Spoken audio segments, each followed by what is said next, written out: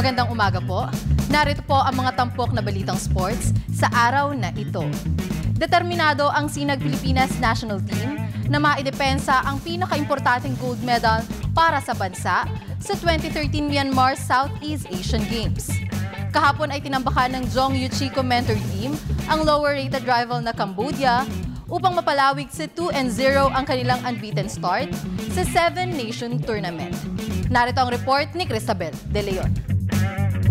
Matapos ang kanilang shaky debut win kontra Singapore, nagpakita na ng pangil sa hardcourt ang Sinag Pilipinas National Team.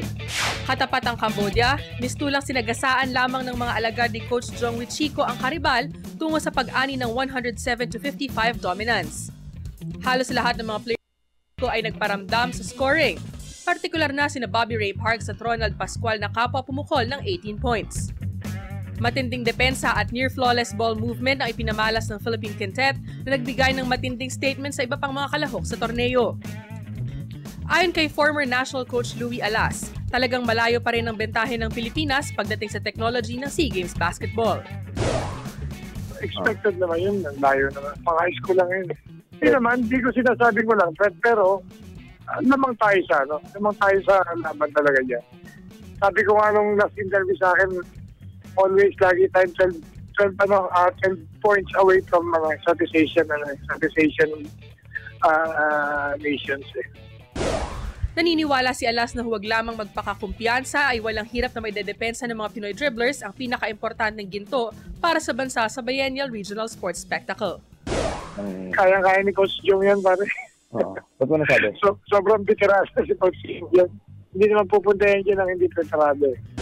Samantala, sa distaff side, bigo naman ang Perlas Pilipinas na masundan ang kanilang panalo kontra Malaysia kahapon. Lumasap ng 36-76 humiliating loss ang Heidi Ong-steered team sa kamay ng perennial champion Thailand upang subadsad ng kanilang record sa 1 win, 1 loss. Para sa Good Morning Boss, Cristabel De Leon, PTV Sports. Samantala, house and lot naman ang premyong naghihintay sa dalawang Road Bike Philippines pedal pushers na makakasikwat ng gold medal sa Myanmar SEA Games. Ito ang ipinangako ni team founder Engineer Bong Swal isang araw bago sumuong sa hamon ng Myanmar Games ang kanyang dalawang pambatong road warriors na sina John Mark Galedo at Ryan Cayubit. Nagbabalik si Cristabel De Leon. May magandang regalo si Road Bike Philippines team founder Engineer Bong Swal para sa kanyang dalawang siklista na makikipagsapalaran sa Myanmar Southeast Asian Games.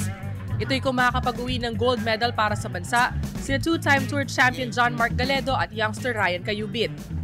Kwento ni Swal, matagal na niyang naipangako sa kanyang mga road warriors ang premyong house and lot at ngayon naani ang pagkakataon para mapasa kamay ito ni Galedo at Cayubit. Karoon ako ng konting commitment sa kanila na once na meron kayo na yung ginto, alam niyo naman meron din akong surpresa para sa inyo. And alam nila yun. Once na nakuha nila to, meron silang lupa na titulado na bibigay ko. This is a house and lot. Ang mga aksyon sa cycling competitions ng SEA Games ay magsisimula sa Huwebes at dito hindi bababa sa 3 gintong medalya ang inaasahan ni Swal ng mga national pedal pushers. Para sa Good Morning Boss, Cristabel De Leon, PTV Sports. At yan po ang mga tampok na balitang sports ngayong umaga. Ako po si Hazel Anselubon para sa Good Morning Boss.